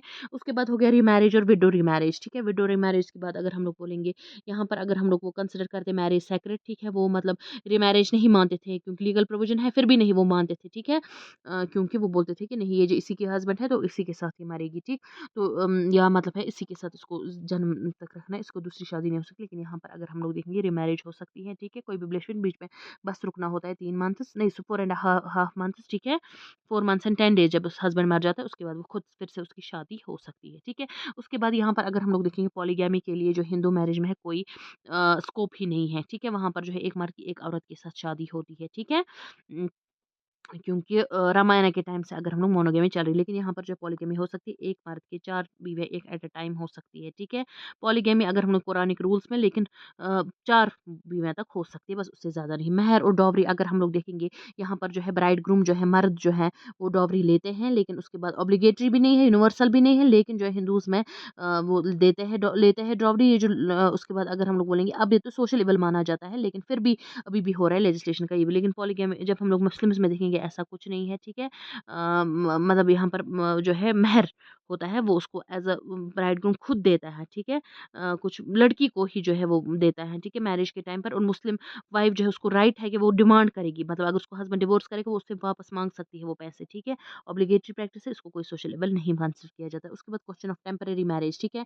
तो इसमें जो होता है, इसमें कुछ नहीं है टेम्परेरी मैरिज। मैरिज जो है हिंदू ट्रेडिशन परमानेंट है, इर्रेवोकेबल है, कोई वॉइड मैरिज है। लेकिन यहाँ पर अगर हम लोग देखेंगे मुस्लिम्स में एक टाइम पर होती थी टेम्परेरी मैरिज, ठीक है, मुत्ता मैरिज, ठीक है, कॉन्ट्रैक्ट होते थे इवन डे के लिए। लेकिन सनीज़ में जो है अब ऐसा नहीं होता है, सनीज़ में जब हम लोग बात करते हैं। तो लेजिस्लेशंस जो है वो इफ़ेक्ट करते हैं। वैसे हिंदू मैरिज जो अगर हम लोग बोलेंगे ब्रिटिश टाइम से अभी तक बहुत सारे इसमें चेंजेस आ गई है, ठीक है, इसका नेचर, इसका फॉर्म, इसका प्रैक्टिस बोलेंगे। लेकिन अगर हम लोग इंडिया में बोलेंगे, उतना मुस्लिम मैरिज पर ज़्यादा नहीं आ गया है, कुछ 2 या 3 लेजिस्लेशंस उसमें चेंज आ गई है, ठीक है। तो ये जो था हम लोगों ने मुस्लिम मैरिज ये मैंने कंप्लीट करवा दिया। मैंने सोचा अब नया वीडियो बनेगा तो इट्स बेटर कि कंप्लीट करो इसी वीडियो में। तो इसमें लेकिन मुस्लिम हिंदू मैरिजेस में इसमें मैंने मैरिज में इसीलिए पढ़ाया ताकि, क्योंकि कभी आपको लेजिस्लेशंस के रिलेटेड लॉज आते हैं, कभी इनके जो है रीति रिवाजों के हिसाब से जो लॉज का कौन सा लॉ बन गया मैरिज के related, that is why I taught you. तो that was all about today's lecture and don't forget to follow our Instagram and Telegram by the name of JK latest info, ठीक है जी, जेके latest info. और आप